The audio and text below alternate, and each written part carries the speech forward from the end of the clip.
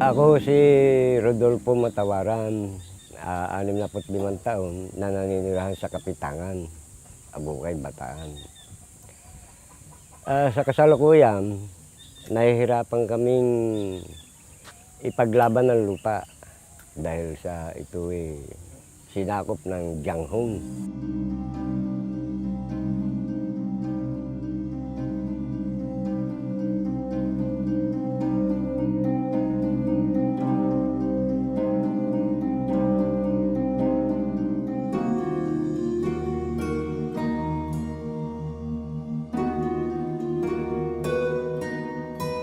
Sari-sari din naman ang itinatanim namin. May kamote, merong mani, ganyan, mais. Dumating ang panahon na bigla na lamang ito sinampa ng mga ahente muna. Bigla na lamang lumitaw ang mga Koreano na merong mga heavy equipment. At ito talagang binabakod nila, binobuldoser. Natatakot kami dahil may mga ilan na rin pinatay doon sa area dahil sa pakikipaglaban sa lupa. Nangangamba pa rin kami dahil hanggang sa ngayon hindi kami makapasok. Yung bukana, nilagyan ng malalaking bataw. At di man, nang wala nang makasampang mga sasakyan.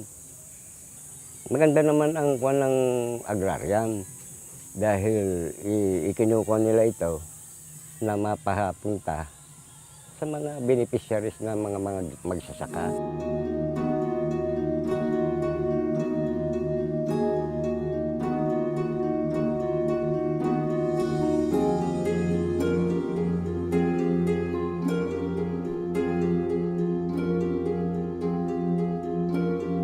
Parang pinapaikot na lang kami nito. Parang binubola na lang kami nito.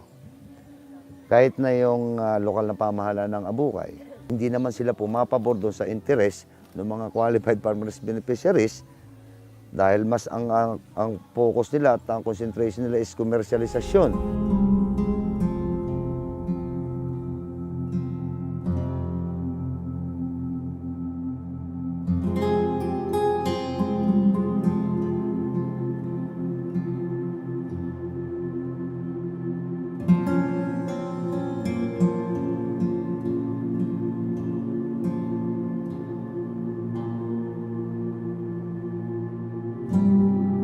Mula doon sa implementasyon ng programa at batas ng DAR, nagko-conflict ngayon yung implementasyon ng local government unit na sa bandang huli, ang DAR ay didepende pa sa kung ano ang plano ng local government units. Ang sinasabi nga natin dito, meron kayong power. Dahil implementor din kayo ng batas. Bakit kailangan yung dumepende sa ipatutupad o plano ng local government unit samantalang kayo ang nagsusulong ng programa? Isa yan sa pagbara kung bakit na-delay ang coverage ng Thompson property. Inilaban ho namin ito sa legal dahil kami nga ho ay naniniwala sa programa ng gobyerno at hanggang ngayon ay pinapangako sa amin ng DAR na iaayos kami. Sa legal counsel ng DAR, ang sabi niya ho, nasa operasyon na ang mga CLOA. Iniisa-isa na nila ho ang pagsusukat para maipamahagi na ho sa amin. Doon na lang daw ho namin intayin. Iyon nga ho ang di namin maintindihan kung saan ho sila nagbabara. Samantalang kami ay sumusunod sa programa nila. Bakit hanggang ngayon ay nandito pa rin kami at hindi pa namin nasasampa ang aming mga lugar?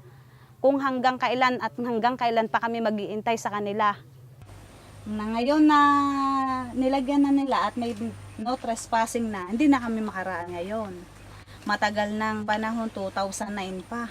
Ang tunggalian at pakikibaka ng mga magsasaka sa tunay na reforma agraryo ay nagpapatuloy. Hindi mo maramdaman yung sinasabi nilang mayroong mga accomplishment.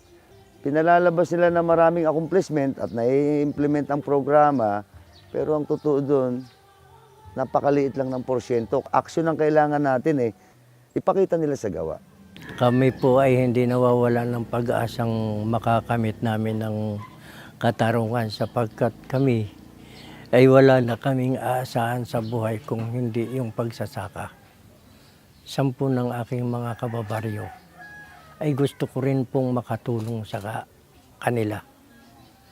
Kung kaya kami po ay talagang ipinaglalaban namin hanggang sa abot ng aming makakaya yung aming karapatan. Sinabi ko naman sa buong organisasyon ng Kuwan, kahit sa kung saan man kaming lugar na doon, na sinabi sa kinakailangan.